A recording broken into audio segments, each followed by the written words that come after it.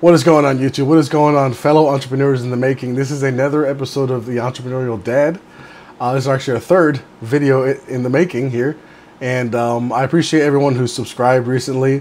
There's a couple of you. Thank you very much for that.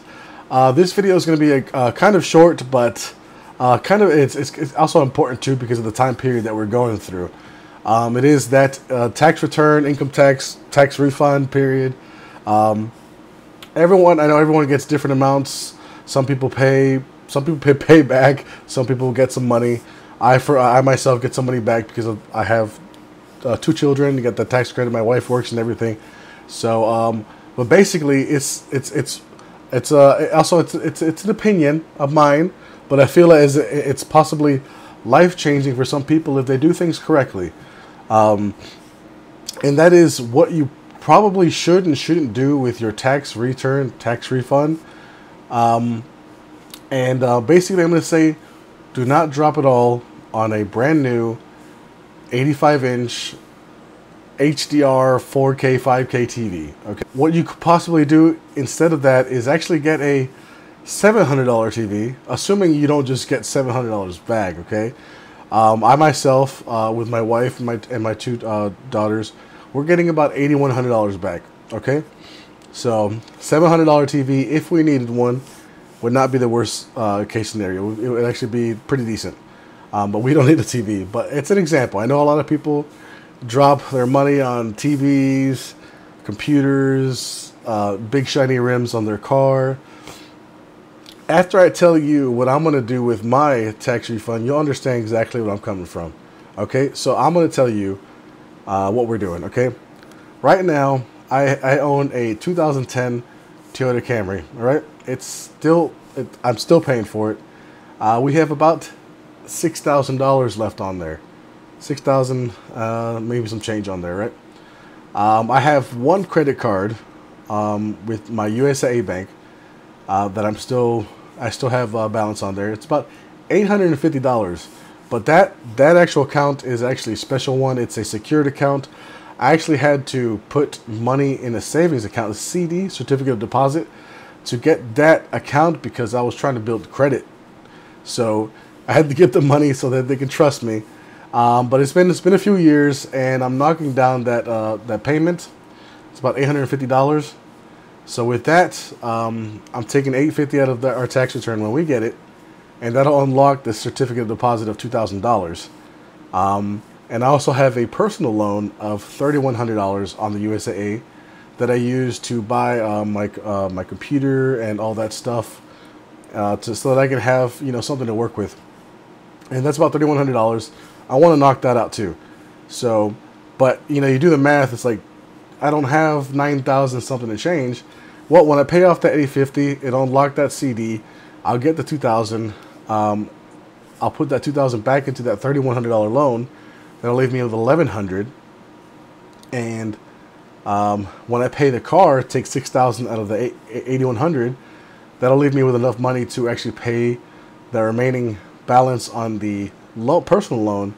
So I will have no debt to my main bank. All right, and I will be free of my car payment, which is actually $400 a month. So you can see that I sacrifice me wanting a giant TV, something shiny that catches your eye, and something you just knew that you don't have. Me personally, I want a brand new MacBook that I can work with, but that's later on. I gotta make use of what I actually have now, and I don't have a MacBook. I have an Asus laptop, but it works. It works. I actually have it linked in my description below if you want to know which computer I use to handle all my recording and editing and all that stuff. It's a very nice computer. But yeah, you can see that I actually sacrificed possibly getting something new with this almost random giant chunk of money that you get in a year, $8,100. And it's like, instead, I told my mind pretty much mentally that it wasn't there. The $8,000 really isn't there. It had a place to go, and that was the bills that I had. I'm going to strategically just chunk those payments out, those balances out, to where I don't have so much to owe at the end of the month. So that $400 car payment no longer going to be there in the next paycheck at the end of the month. I'll have an extra $400. Between the personal loan and the credit card, it was like $170, the minimum payments. I don't have to pay that anymore. I'll be able to allocate that extra money into somewhere else, invest it into something else, and, you know, move on forward. You know, I told you this channel, we want to save our money, make goals, and get to those goals. So with that money saved each month, I'll be able to put it away for something else that I want to do. So what are you going to do, or what have you done with your tax refund, tax return? And if you haven't got it yet, you're going to get it. Just think, do you really need that TV?